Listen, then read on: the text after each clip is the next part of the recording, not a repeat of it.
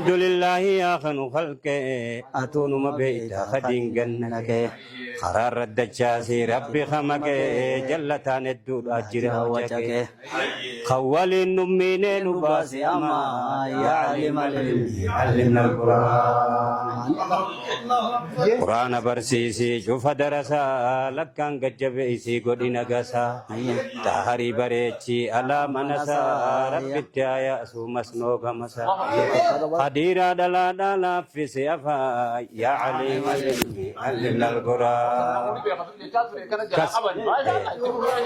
قديرا دلا دا قد فتنا دربي رافق إيسي شوف فتنا بوتم منجول بدين فتنا أنا الدانم في الدانم في لنا حروف قرآن قدي في بيا يا علم العلم علمنا القرآن خوتا غرادان جائسنو خدي دني ديفنا نتندركنو بروساني فينا نتنجبنو نبيكم سخينيان اتنيربنو خنو ددو بيخي سنجرتو نجا يا علم العلم علمنا القرآن حجاب قلبي في قر الرابني كل وان جفاتي سمان غياني يا دواهن دراسين فيني وان بربادن انداسين اركتني دوا وهيوتو تاهي مكا يا علم العلم علمنا القرآن وهم انجينو نران هنكسو دچينو جتيني خسن قلبسو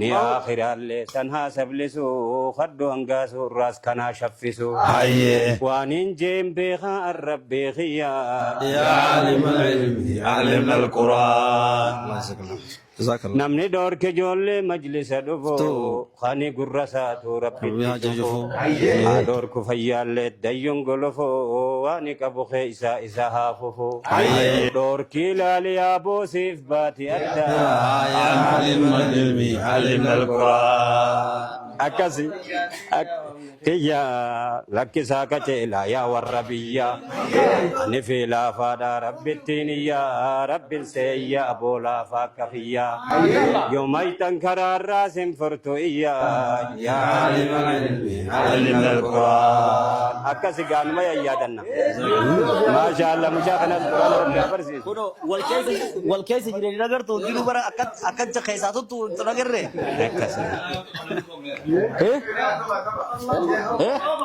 ربي هافقيسو شرنيا نما خني سبل إسا إني سن أما خني سبل إسا إني سن أما لف ربيتين إني دما سني وجنتين يو أرما تربما بدين كام بل إسا بربدان هما يا علم العلم علمنا القرآن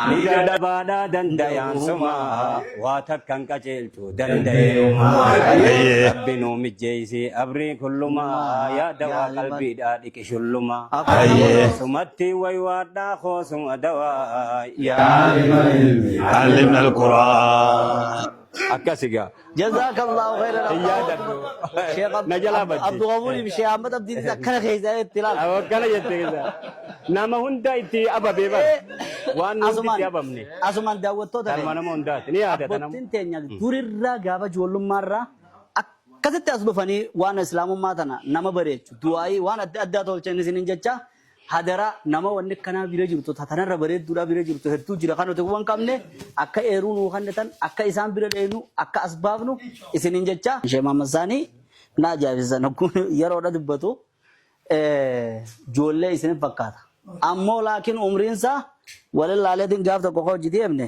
achi booda abbaanuma jeniin illee dana nu bira abbaa jaadini akkasumatti gaa lafa buleessa wallee nin aarreensa nin aarree fi kanatti gartee foollee isaa kun ijoollee fakkaata malee isaa aaruun imma dura rabbiin kiyya nan garsiifne tafsiiraa fi muslim namni isarraan qara inni madabi ogguun fi nama tokko tafsiiraan himnu yookaan quraanaan himnu yookaan kaan hin himnu waan biraan biyya jechuu mi bir tani irratti raajii sittaatee dubbatta malee. nama toohida durarraa dhageenya isa. Darasaa toohidaa jedhaniiti akkana waliin dhaabbatanii yaa'an.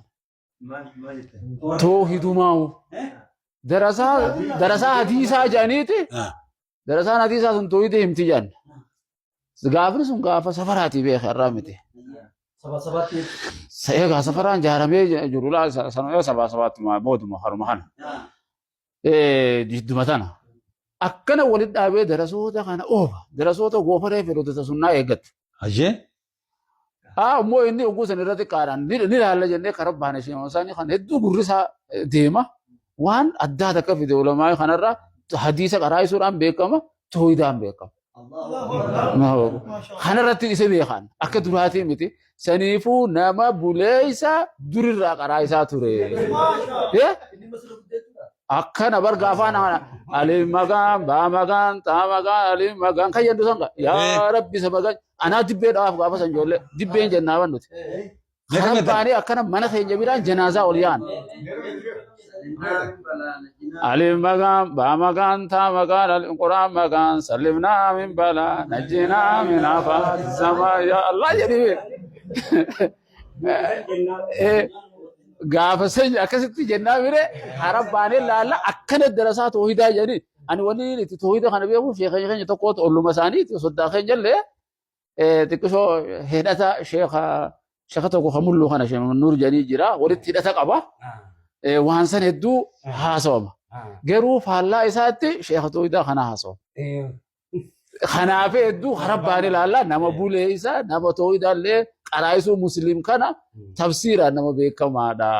Saniifuu itti hafuuni anillee seenaa isaanii hedduu bal'isuun ta'e abbummaa ifeema. Assalamu Kanaaf guyyaa dabree hurna kana keessatti arragaa guyyaa idaatiin rabbiin nu ga'e guyyaa kana keessa takbiirtaa godhaa turtan akkasuma sadaqaa turtan akkasuma tasbiyaas godhaa turtan akkasumatti sadaqaa hiyyeessaa waa hunda dalagaa turtan jechuudha. Dalagaa keenya san hunda akkasumas soomanaan kan ture jira jechuudha guyyaa saayilan dabre kana.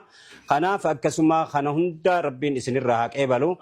Obboleessa keenya kan mana isaatti walitti qabamnee ustaaza keenya beekamaa Sheekh Jamaal Haji daa'ii beekamaa